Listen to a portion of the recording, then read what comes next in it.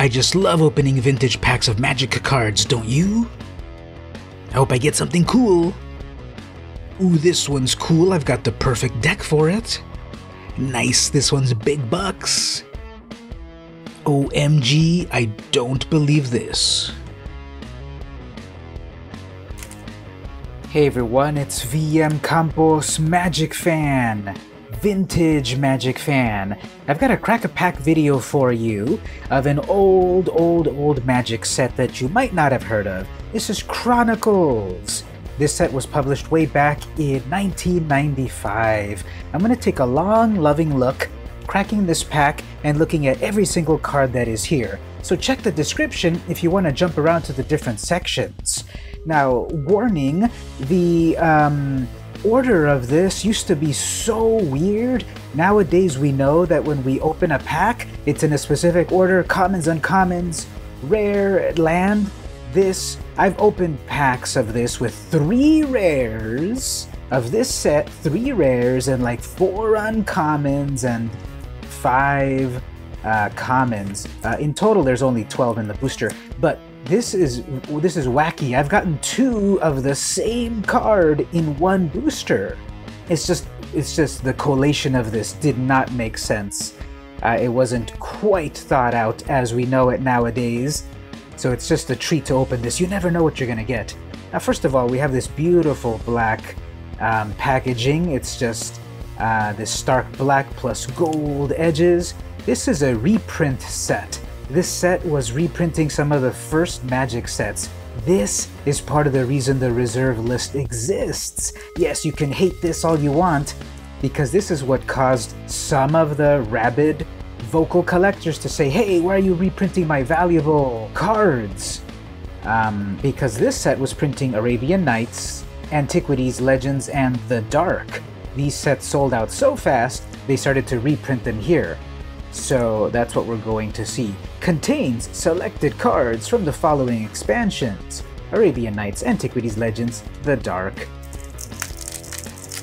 And so this is just this classic package, never opened before. Here's Wizards of the Coast's old mailing list. Send them a letter. P.O. Box 707, Renton, Washington 98057 0705. Tell them VmCampos sent you. Printed by Cartamundi in 1995 by Deckmaster, back when Wizards published a variety of card games under their Deckmaster imprint. That's interesting as well. Anyway, let's open up this this booster pack that I have not opened in decades. But before that, why don't we talk about some of the valuable cards we've got in store to look out for? We want to look out for Concordant Crossroads. This is a green card that gives everything haste. Blood Moon, everyone knows about Blood Moon. We need to look out for that card. City of Brass, a beautiful mana-fixing card, is in this set. Ashnod's Altar, a way to get a lot of cheap mana for your creatures. It's in this set. As well as Nicol Bolas, the first Nicol Bolas. Well, again, this is a reprint set. The original Nicol Bolas came out in the set Legends, but this was full of reprints and Nicol Bolas is in here. He's kind of an interesting card, way overcosted, but fun. And part of the reason why Commander exists. The original name for Commander was Elder Dragon Highlander, and you were based on a deck only full of the Elder Dragons. Nicol Bolas, Chromium, Arcady Sabot, Viavectus Asmadi, and Palladium Mors. And we've got some Urza's lands in here for Urzatron. So let's crack this open and see what we get.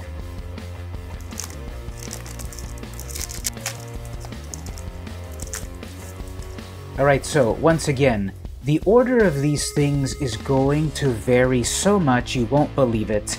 I'm going to start from the back, because from the last packs that I opened, check my other video there, a lot of the rares, yes, plural rares, were at the front, and things were just all over the place. Let's just see what we get, starting from the back.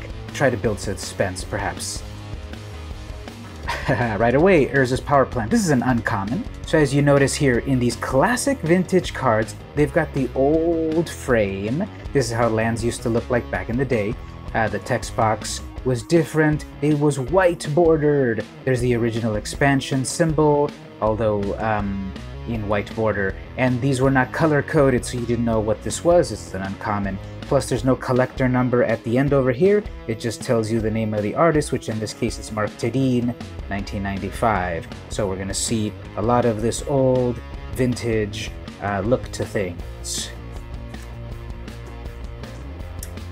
Remove Soul. This is a counter spell against summon spells, aka spells that summon creatures. This is an interrupt, which is now extinct. Everything's an instant.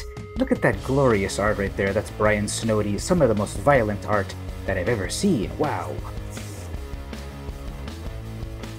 Urza's Tower. So, okay, we're getting closer and closer to completing Urzatron right here. Amazing. Bog Rats. Totally common card. So cute. 1 black mana for a 1/1 cannot be blocked by walls, aka creatures with Defender. Summon rats. So creatures didn't have a creature type. It didn't say creature type dash, rat. This was simply summon rats. There were a lot of weird creature types back in the day. This is Ron Spencer. Sivitri Scarzum. She's an uncommon legend. Gold border. 5 blue-black. For a 6/4, a vanilla 6/4. Things were so overcosted back in the day. No extra flavor texts by Nene Thomas. Even the brave have cause to tremble at the sight of Sivitri Scarzum. Who else has tamed Scarzum's dragon? Word. Next we've got Goblin Shrine. 1 red from the dark, enchant land. As long as target land is a mountain, all goblins get +1/+0. If Goblin Shrine leaves play, it deals 1 damage to each goblin. That's by Ron Spencer. Wall of Vapor, Summon Wall. This is a creature with Defender. It cannot attack. 4 mana. Damage dealt to Wall of Vapor by creatures it blocks is reduced to 0. So all combat damage is reduced to 0. It's a 0/1. It can block your big old 7/7 creature, take the damage, lives, no problem. War Elephant, wonderful art. This is by Kristen Bishop. 4 mana, 2/2, trample, and banding. Okay, so banding, sit tight here. This is, you're gonna get an education. Banding is this old extinct mechanic that is extremely difficult to understand for beginners. Basically, you can have creatures combined together to make a band. I can band this elephant and this rat, so I sort of get a 3/3 together, sort of. The cool thing about banding is that when I attack, and I've got blockers, I can determine where the damage is assigned to my creatures instead of my opponent. Instead of them ordering what the damage is going to do, they can order it, but I'll say, nope, I'm going to put all your damage onto my rats, and my elephant lives. Defending is the same way. I can assign the damage. I can double block creatures with banding. I assign the damage, all damage to one creature, this one dead, this one live. With some nuances, you can only band creatures that have banding plus 1 more in total. It's a whole convoluted thing. This is so extinct, but they should have brought back at least 1 banding creature for Modern Horizons. That would have been so epic, but it's so complicated they don't even want to put it in the most complicated set in recent memory. Alright, Quambaj Witches. Quambaj Witches. Love the name on that. This is Black, art by Kaja Foglio, one of my favorite artists. Summon Witches. 1/3. Tap. The Witches deal 1 damage to target creature or player, and then the Witches also deals 1 damage to target creature or player of target opponent's choice. You choose first. So if you're playing multiplayer, you can gang up with your opponent, a little politicking. You can say, okay, I'm going to tap my Witch, deal 1 damage to their creature, and then I'm going to let you also deal damage to that same creature. How about it? So you can all make a great deal to take out the opponent's creature. I did this in a game of Commander, and my opponent was not playing fair, and then they damaged me back with it. It's like, wow, so much fun. Okay, next, we've got the Voodoo Doll. Okay, here's a rare 6 mana, a wall of text. Don't even bother reading this. It's way more complicated than when it does. This is Sandra Evanham. Art is amazing. Okay, let's try to get through this. At the beginning of your upkeep, put 1 pin counter on Voodoo Doll. If Voodoo Doll is untapped and end of your turn, okay, I'm falling asleep. Let's move on. Next, we've got Arena of the Ancients, another rare. 3. Artifact. When the arena enters, tap all legends. Legends do not untap during their controller's untap step. This is brutal in Commander. Everyone's got their commander out. You play this artifact, you tap their commanders, they do not untap. If your own commander gets tapped, then it won't untap. Now, obviously, if it's a commander with a sort of a static ability, it doesn't matter. But tapping everyone's legendary creatures for 3 mana, kinda cool. And lastly, we've got a Tackle Maggot, another huge wall of text. Basically, it kind of weakens creatures and it bounces between creatures. It's just so weird. And this art is amazing. Daniel Gellon. So that was the last card right here. So, to recap, this is so interesting. Again, 12 cards, and what rhyme or reason? Okay, well, we've got a rare right here, a rare right here, uncommon, 3 uncommons right there. And then, actually, this is also an uncommon, so 4 uncommon cards in the booster pack, 2 rares, and then we've got 1, 2, 3, 4, 5, 6 commons. That is so interesting, isn't it? And again, the rares, Voodoo Doll, it's kind of really complicated, and you've got double X symbols, ultimately deals damage to a creature. This is an interesting flavor, but playability, you gotta really be committed. Arena of the Ancients is interesting, not incredibly powerful, but it taps your opponent's legends, keeps them tapped. Okay, in the uncommons, Tackle Maggot, again, that's kind of complicated to work with, but it basically deals damage to a creature and then it bounces to another creature. It's interesting. Svitri Skarzim, plain vanilla 6/4 creature for huge casting cost, and then 2 out of the 3 Urza lands. I'm so close to completing the Urzatron. Beautiful art there. That's by Mark Poole and Mark Tedib. I love this art.